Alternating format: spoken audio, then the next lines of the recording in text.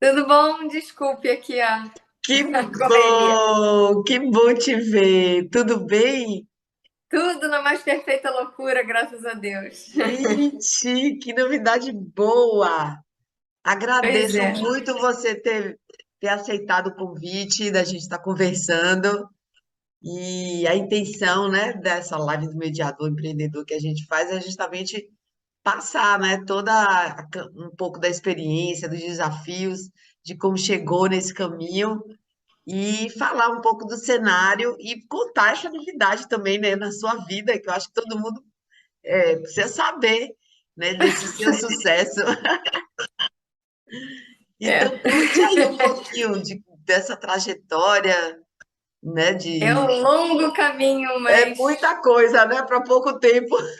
é bastante. Mas vamos lá, vamos usar o tempo que a gente tem da melhor maneira possível. Que, aliás, eu acho que já tem tudo a ver com o nosso assunto, né? O Sim, grande desafio da vida é a gente conseguir um equilíbrio de vida, né?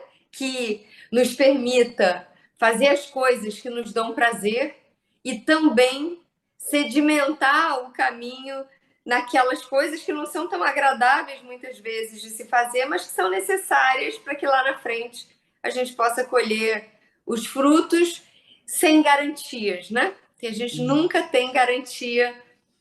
O investimento é sempre um dispêndio, seja de dinheiro, seja de energia, seja de tempo, certo, com um retorno incerto, sempre. Então a gente só tem um guia, que é o nosso coração, né? A nossa consciência, o nosso coração, a nossa sensação de estar ou não estar em paz com aquilo que a gente está trazendo para o nosso campo energético. sim. E, eu acho interessante falar, né, dessa trajetória, porque desde que eu comecei a trabalhar com mediação era zero conhecida, né? As pessoas confundiam mediação com meditação. Era mesmo. E isso não era ruim, porque depois começaram a confundir com conciliação e com arbitragem. E aí ficou um pouco mais complicado, porque de fato são primos. Só que um desses primos ninguém pagaria para ter, por conta de uma experiência no judiciário que não é que seja ruim, mas é porque o propósito é outro. Né? Então, uma conciliação no judiciário não tem como cliente as partes, tem como cliente o sistema judicial. Né? É para Sim. resolver um problema daquele sistema, não das pessoas diretamente envolvidas. Uhum. Então, quando você confunde isso com a mediação privada, você não vai pagar por alguma coisa que não te serve. Serve aquele que está te oferecendo. Né? Então, quando eu comecei esse caminho, naquele momento em que não se sabia o que era mediação, eu literalmente tinha que fazer tudo e aproveitar todas as oportunidades de que minimamente as pessoas soubessem do que eu estava falando. Então, eu era diretora de multinacional. Na realidade, quando eu conheci a mediação, eu era advogada de escritório, fui para os Estados Unidos fazer um mestrado para trabalhar com arbitragem, que era a minha Uhum. intenção inicial, porque me parecia que a arbitragem era la creme de la creme é, da resolução privada de conflitos, e para mim já estava claro que o litígio no judiciário não era bom para o meu cliente.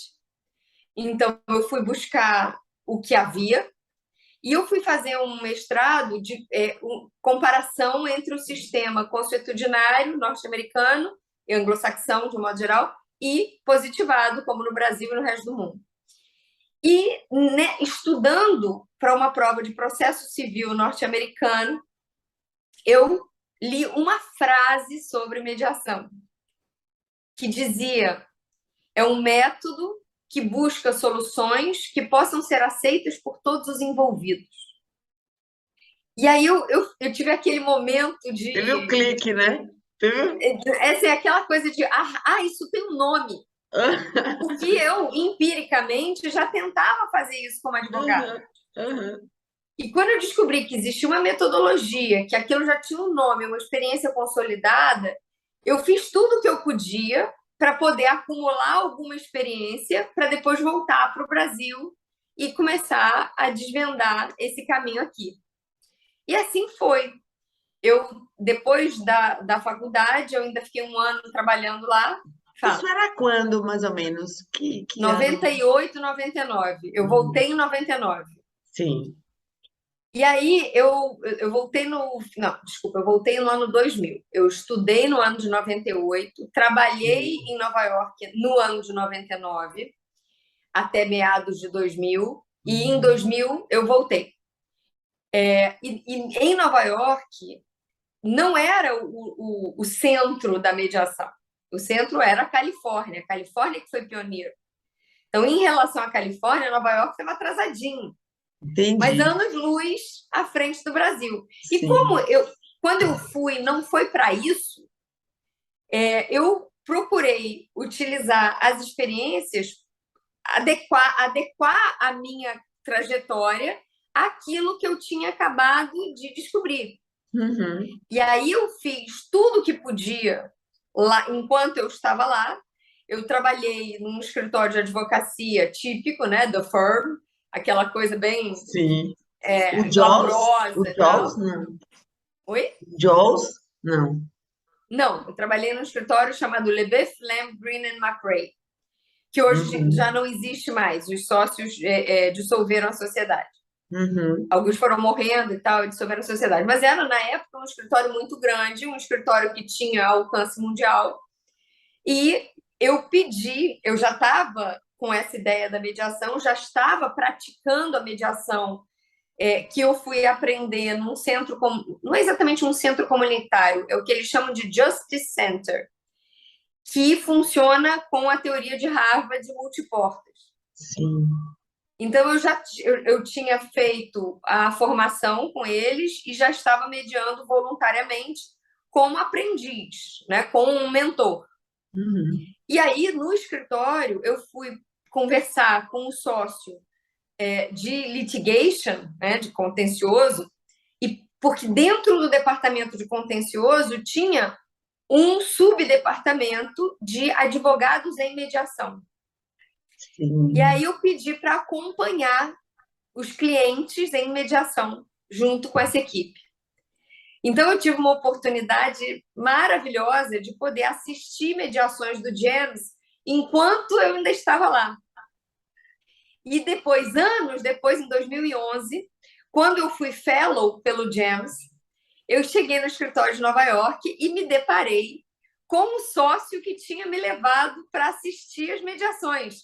Ele, como Nossa, então mediador do James, que ele fez uma transição de carreira para ser mediador do James. que maravilha.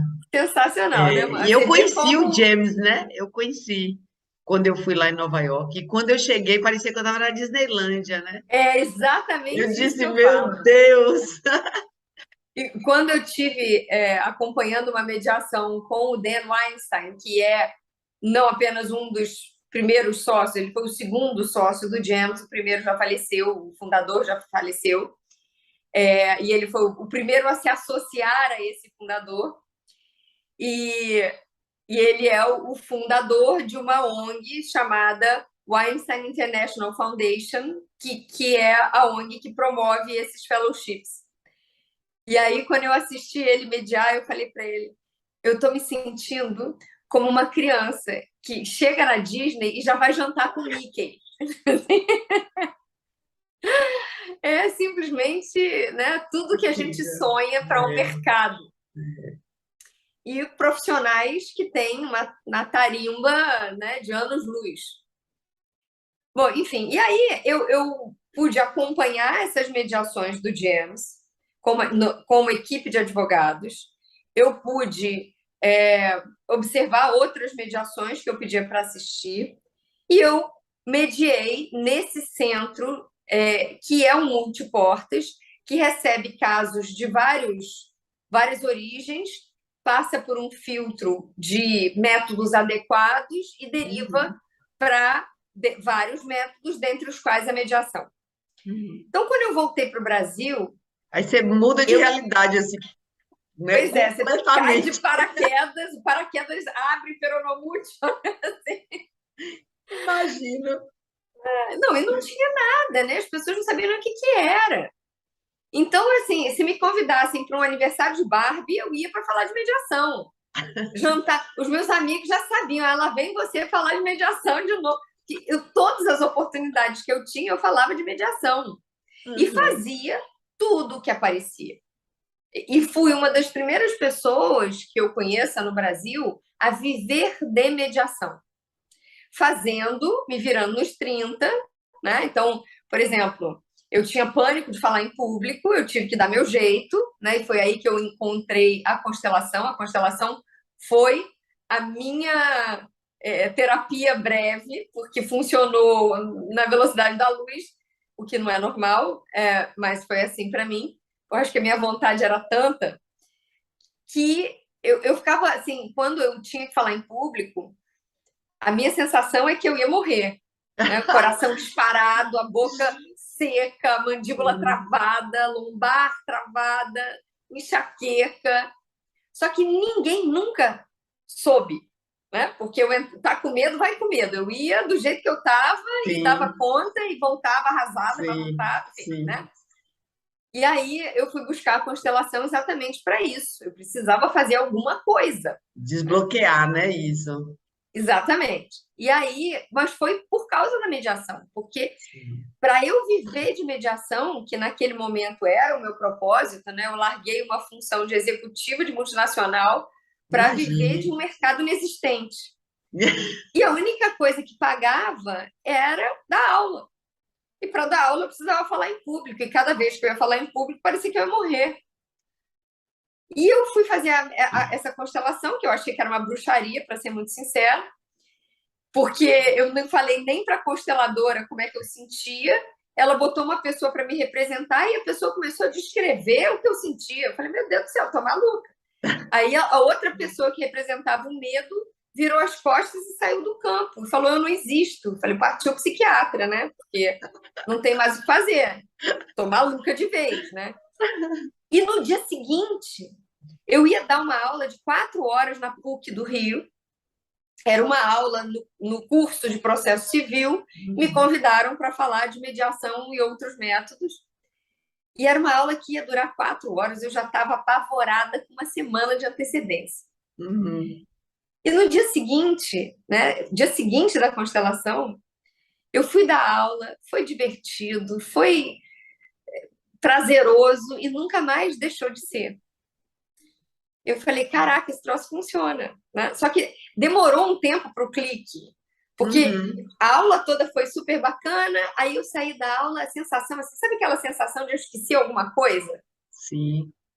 E eu fiquei pensando, assim, naquelas escadarias da PUC, eu parei um minutinho e falei assim, que eu esqueci? Será que eu esqueci minha pasta lá em cima? Não, tá aqui. Eu fiz um checklist mental, assim, falei, caraca, eu esqueci de ter medo. E desde então, Igual a constelação, né? O medo saiu. literalmente, né? Enfim. E aí eu comecei a dar muita aula, fazer muita palestra e, enfim, desenvolver o que eu podia. E eu tive uma ótima oportunidade com a OAB do Rio, que eu sou muito grata. A gente começou um projeto que na época era muito inovador, de aumentar o portfólio dos advogados através do conhecimento dos métodos colaborativos. Na época nem existia a expressão advocacia colaborativa Sim, nem práticas colaborativas, não existia sim. nada disso, né?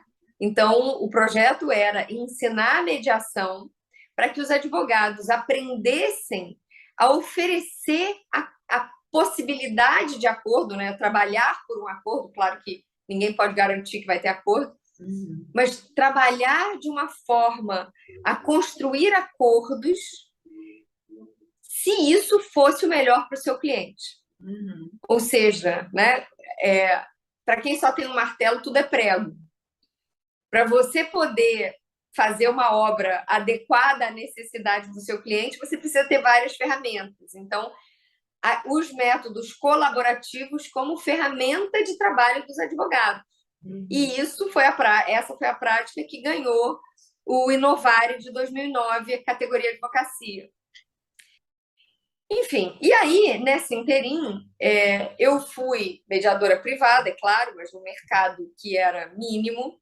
Eu fui professora de mediação, eu fundei uma ONG que, na época, eu fui contratada por uma ONG que era originalmente americana, norte-americana, mas que o modelo de negócios deles era contratar pessoas locais em diversos países, treinar essas pessoas e procurar financiamento para projetos ligados à resolução pacífica de conflitos em diversos lugares do mundo. Então, eu fui fundar o Centro Brasileiro dessa ONG e, durante 5 anos, nós trabalhamos primordialmente, assim, o projeto principal era de mediação escolar, né? Ensinar as crianças a mediarem outras crianças, especialmente em escolas em áreas conflagradas do Rio de Janeiro. Que maravilha de projeto.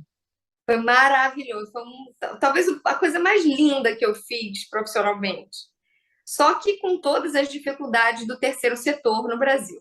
Sim. E aí esse projeto foi renovado, a gente conseguiu um mega financiamento da Petrobras por edital, e esse projeto chegou a ser renovado, o contrato foi renovado.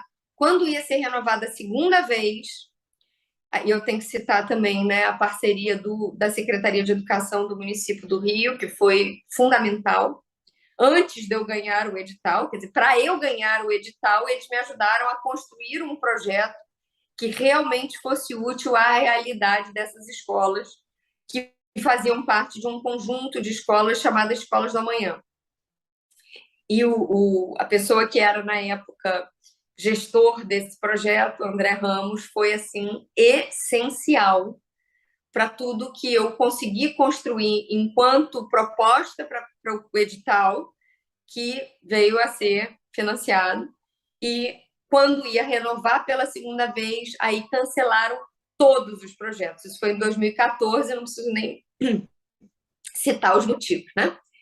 E aí eu acabei fechando essa ONG. Amo mediação escolar. Todas as vezes que me pedem ajuda, eu faço com prazer e totalmente gratuito, porque é algo que eu fiz, não foi para ganhar dinheiro, nunca foi para ganhar dinheiro, apesar de eu achar super nobre ganhar dinheiro. Eu Sim. trabalhava com mediação empresarial para ganhar dinheiro e doava meu tempo, né? Porque eu até tinha um salário pelo projeto, mas eu reverti o salário de volta para os custos da própria organização, por amor à causa, né? Porque eu acredito, sinceramente, que a mediação escolar é a semente da paz em algumas gerações, né? Porque a evolução não dá saltos, mas é por ali que começa. Sim, eu Quanto mais concordo cedo a gente plenamente. aprende, né, mais a gente incorpora a vida, né, Sim, cotidiana. sim. Então, aí depois disso, eu também comecei. Não é que eu não fizesse isso antes, mas é que não era tão escrachado, digamos assim. Sim. Eu comecei a ter oportunidades de, como executiva de empresas, trabalhar a mediação em funções que as empresas têm. Então, Sim. eu já tinha sido, antes da ONG, né? Eu já tinha sido diretora jurídica, sempre usando a mediação. Então, o meu jurídico tinha pouquíssimo contencioso, porque a gente negociava tudo. Teve negociações sensacionais que só foram possíveis graças às ferramentas de mediação. Eu poderia citar aqui uma quantidade, o tempo não vai permitir.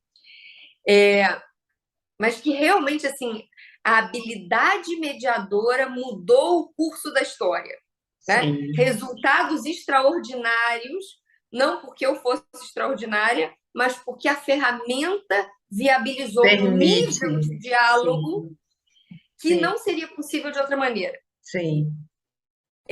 Como diretora jurídica, Depois eu fui diretora de relações institucionais de uma indústria, com várias questões socioambientais ao seu redor. De novo, usei mediação profundamente, que fez muita diferença.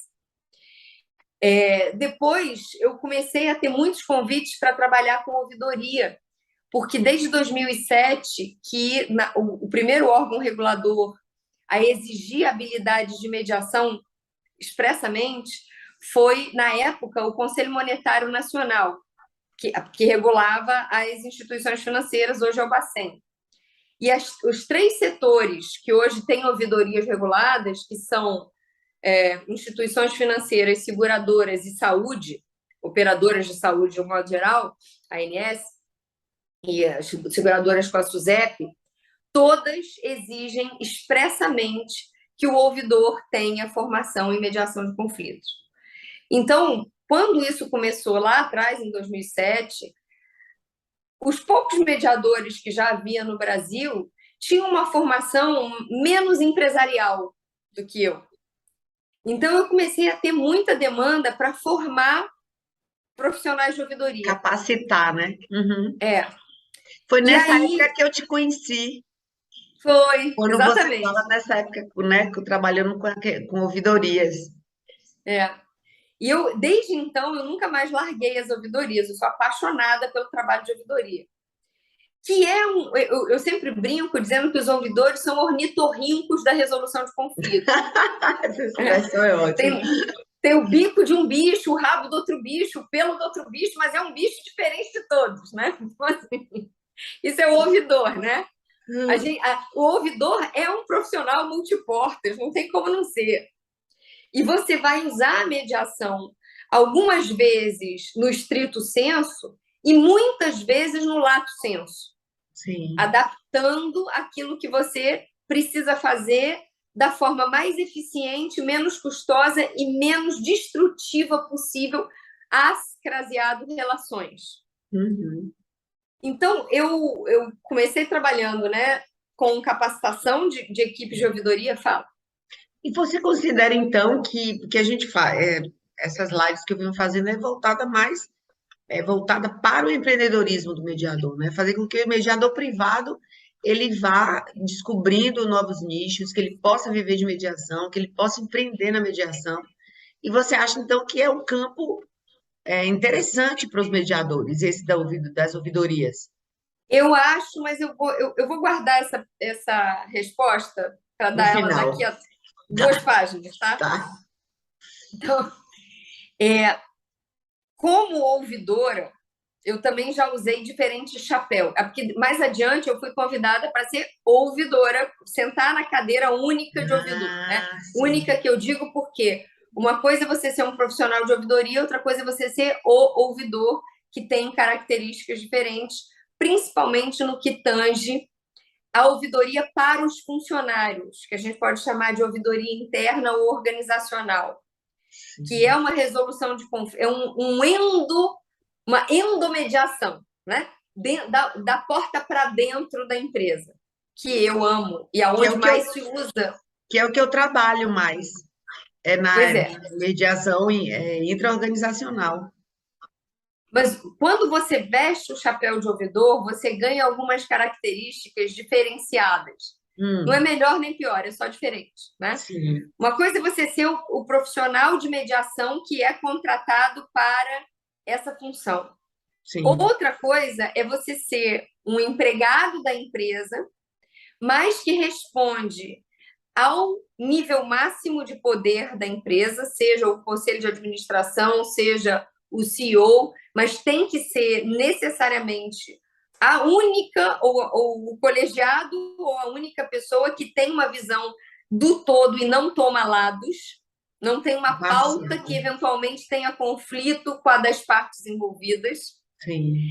E o mediador, por essa condição, o ouvidor, por essa condição, pode, então, oferecer confidencialidade, como o RH não poderia, como qualquer outra função não poderia. Mas é diferente do mediador externo, porque essa pessoa tem metas também, só que são metas que não podem conflitar com a dos outros departamentos, Uhum. e tem uma equipe embaixo de si, muitas vezes, para atender alguns Uhum. públicos. Às vezes, não todos, depende muito do desenho de cada ouvidoria. Não existe duas ouvidorias iguais. Uhum. E você acaba tendo uma visão, e isso é que é diferente do mediador externo. Eu estou me ajeitando aqui, que eu estou sentada improvisadamente. Então, você acaba tendo não apenas uma visão conflito a conflito, mas você começa a ver as tendências. E você serve como o ouvidor, a história do ouvidor vem da época medieval, em que o ouvidor era um dos conselheiros do rei. E ele ouvia o povo, ele ia às ruas, ouvia o povo, tentava resolver o problema daquelas pessoas que falavam com ele, mas a principal função dele era instruir o topo da pirâmide decisória. Ele próprio não tem poder decisório, assim como o mediador, né? Ele pode recomendar, mas ele não pode decidir, porque se ele tiver decisão executiva, ele deixa de ter a neutralidade. Uhum. E ele pode alertar o topo da pirâmide para os tsunamis que estão se formando no oceano, Sim, sem revelar individualmente a fonte daquelas informações. Então, ele sim, pode trabalhar sob confidencialidade para que as pessoas possam confiar nele, mas ele vai sim, levar para o topo da pirâmide essa visão mais sistêmica sim, do corpo da pirâmide. Porque o que mais acontece nas organizações é que, por medo, né, do banimento, ninguém quer ser mensageiro das é, notícias difíceis. E o ouvidor, para isso mesmo, precisa ter mandato. Porque, como ele tendo mandato, ele não pode ser demitido no meio do caminho, porque desagradou alguém. Ele tem muito mais liberdade de sim, poder levar essas notícias difíceis para o rei tomar uma decisão bem informada. sim. Isso que eu amo de ouvidoria. E aí, bom, eu aprendi muito com ouvidoria, vários chapéus diferentes que um ouvidor pode usar. Eu já usei, eu acho que todos os chapéus que um ouvidor pode usar, inclusive canal de denúncia e apurações corporativas. Sempre, né, procurando a melhor construção de solução com menor dano. E sempre com a ética como o ar que a gente respira para estar vivo, né? Sem ética não se faz resolução de conflito. Então, Com como certeza. ouvidora, eu também fui coordenadora de comitê de ética, que é uma outra função bem interessante e compatível com esse lugar. Uhum. E hoje, né, eu estou caminhando aí, domingo eu viajo. Sim, conta essa novidade que todo mundo quer saber. O que que Eu vou aconteceu ser, na sua vida, assim? eu vou ser mediadora da Organização Internacional do Trabalho em Genebra, que é onde fica a sede. E esse cargo o nome é mediador, mediator, Que mas é um maravilha! cargo muito parecido com o ouvidor. Eles têm um ouvidor, eles dividem o chapéu, né? Ah, Então, a minha função vai ser exatamente para esses conflitos internos à organização e, sobretudo, prevenção. E no chapéu de ouvidoria ficam as demais funções de ouvidoria mais relacionadas a investigações e ao público externo. sim. E eu estou super feliz, claro, super animada. E isso, assim, é interessante. Eu fiz um application pelo LinkedIn e aconteceu, né? Já era mediadora do painel de ombudsman de alguns fundos e programas da ONU.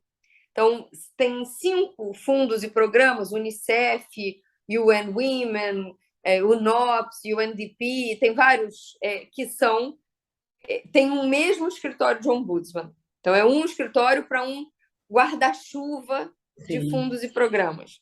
E esse escritório, porque ele foi ocupado pelo Giuseppe De Palo, que é um grande mediador, que foi é um dos sócios da organização que representa o GEMS na Itália, foi um dos coautores também da lei de mediação na Itália. Ele foi o ouvidor desse escritório durante 5 anos e formou um painel de mediadores externos para atender às necessidades desse escritório de ombudsman localmente nos países. Sim. E eu sou uma dessas mediadoras. Então, eu já tinha essa, não sei se chama de pertencimento, essa experiência, mas, sinceramente, eu não sei se foi isso que foi o mais relevante. Eu acho que foi muito mais a constelação, que eu não preciso dar esse nome, mas eu uso em tudo que eu faço. E eu acho que isso me ajuda muito nesse lugar de poder, sinceramente, dar um bom lugar para tudo que é, como é. E, enfim, é isso. Estou indo para lá. Você que introduziu essa questão da constelação, você acha que a constelação com a mediação, né, utilizada junto com a mediação, traz mais eficácia, é uma ferramenta a mais? Eu não consigo mais pensar separado, tá? Não consigo. Eu até dou bastante aula disso. Eu estava até escrevendo um livro, mas eu não sei como é que vai ficar agora a minha condição logística para. Mas eu vou tentar continuar. Eu estava escrevendo um livro de constelação para mediadores e mediação para consteladores. Sim. Que são temas que eu sou muito convidada a falar. Sim. E eu amo. Sim. E não dá, eu já não consigo mais ver as coisas separadas. O que eu entendo, muito resumidamente, porque eu vou precisar sair, Tá. é que a mediação ela é a melhor coisa que se inventou em termos de metodologia de resolução de conflitos, até inventarem alguma outra coisa que vai um pouquinho mais além, como é a constelação. Só que a mediação não deixa de ser necessária, jamais deixará de ser necessária. Você consegue, com as ferramentas de mediação, diálogo, perguntas, mas que sempre tem um fluxo mental, intelectual, para o bem e para o mal, né? Nem queria rimar, mas já rimou. E a mente mente, né? Então, o mais difícil é você conseguir ajudar uma pessoa a enxergar a si própria, a criticar a si própria e as opções que ela teria se ela tivesse nascido num aquário diferente. É quase impossível você pedir para uma pessoa fazer isso num exercício intelectual. Não dá para o peixe criticar a água na qual ele nasceu. Exatamente. Porque ele nunca teve, né? Exatamente. A mesma coisa é a gente no nosso sistema, nos nossos sistemas, né? Sim. Porque como adultos complexos, a gente vive em vários sistemas simultaneamente, não apenas no familiar. Sim. E tudo isso é formado por nós e nos forma, né? Existe um fluxo inevitável e interdependente de pertencer e ser pertencido, de gerar realidade e ser impactado pela realidade do entorno. E quando a gente pode trabalhar com a constelação como ferramenta de busca de outras inteligências além da intelectual, a gente acaba tendo uma equação muito mais completa e um processo decisório muito mais bem informado, porque a gente consegue trazer à tona aquilo que importa para cada pessoa naquela realidade única envolvida naquela situação daquele conflito. Então, eu não vou aqui poder falar muito de constelação para quem não conhece, mas é uma ferramenta que complementa as funções que a gente busca na caixa de ferramentas da mediação, a meu ver. E depois que a gente traz tudo isso, né, toda essa compreensão de nós como somos, do outro como é e da vida como ela é, toda essa caminhada rumo à concordância com tudo como é. Aí a gente pode voltar para uma mesa decisória, para uma mesa de um processo decisório intelectual, racional, que vai virar um acordo escrito, em muito melhores condições de realmente botar naquele papel, né, ou mesmo que seja um acordo verbal, aquilo que é verdade dentro de nós. Sim. Então, eu acho que a constelação potencializa todo e qualquer processo decisório. Mas é claro que ela vai ter que ser usada de uma forma um pouco diferente da dinâmica Hellinger original, digamos assim, né? Adaptada, Então, né? tem coisas... Oi? Adaptada, né? Eu Exatamente. fiz uma formação em constelação lá atrás, mas ficou muito tempo, né, sem as pessoas vincularem a constelação ou quererem terem despertar para usar a constelação na mediação, né? Que são Muita coisas gente ainda não diferentes, né? usa. São Hum, coisas diferentes e você pode usar de uma forma complementar no tempo. Então, sim. por exemplo, na comarca da Leopoldina, aqui no Rio, eles têm um projeto maravilhoso de constelação no judiciário. Você sabe que o Brasil é o pioneiro no planeta, Não mas tem sei. muita gente de muitos países muito interessada nisso. E eu tenho conversado com gente do mundo inteiro. Na pandemia, eu constelei o planeta, assim, até o Azerbaijão eu fiz a Ah, constelação. Sério mesmo. E muita gente imagine o que interessada você não nessas vai questões. fazer em Genebra. Eu- E o ser humano, isso que é lindo da constelação. Porque a mediação ela tem um teor cultural importante. É difícil você mediar numa cultura que você não compreende nada, que você não compreende as entrelinhas, que você não compreende o humor, que você, né, você pode interpretar de uma forma Sim, errada o que a pessoa tentou dizer, sim, mas a constelação não, porque é uma lei, a constelação lida com uma realidade natural de qualquer vida, são as animal, ordens, né? mineral, vegetal, qualquer vida você pode constelar. São Porque as, o que une os elementos de um sistema é universal. são as ordens do amor, né? Exatamente, né? Essa é uma maneira de interpretar, tem outras maneiras. Eu hoje, por exemplo, uso bastante também a constelação estrutural, que tem uma outra pegada, Ah, mas não que funciona conheço da essa. mesma maneira.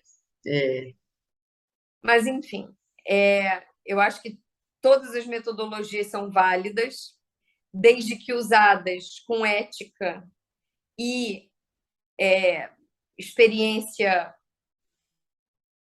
considerável, né? Você não pode mexer numa alma humana como experiência de laboratório com ratinho branco, sim, né?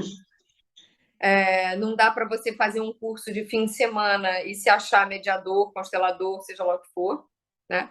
Tem que isso. ter muita experiência supervisionada, porque você está, né, mexendo com a vida das pessoas. É claro que, como diz um colega nosso, não é enriquecimento de urânio, né?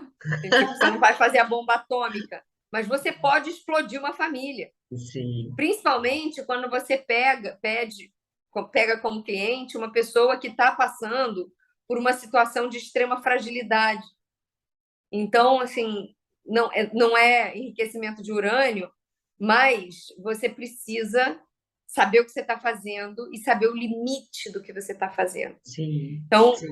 uma coisa que eu falo sempre quando as pessoas me procuram para constelar, eu falo, eu não sou terapeuta. Eu, Gabriela, não sou terapeuta. Eu sou formada em direito, com várias outras formações, mas eu não sou terapeuta. Se você quer constelar comigo, dependendo do assunto, tem assuntos que não são nada de terapia. Eu constelo processos decisórios muitas vezes. E zero problema. Mas se você quer constelar um assunto que eventualmente possa requerer terapia, traga o seu terapeuta para a constelação. faça a constelação como diagnóstico e leve esse material para trabalhar em terapia, né? Não é aqui que você vai sair perfeita. A constelação não é milagre. Sim, Ela te entrega um mapa mais lúcido de sim, onde você está, para onde você quer ir e por que que sim. você ainda não Ela chegou. traz mais clareza, né? E aí ela depois aprofunda isso em terapia. Exatamente.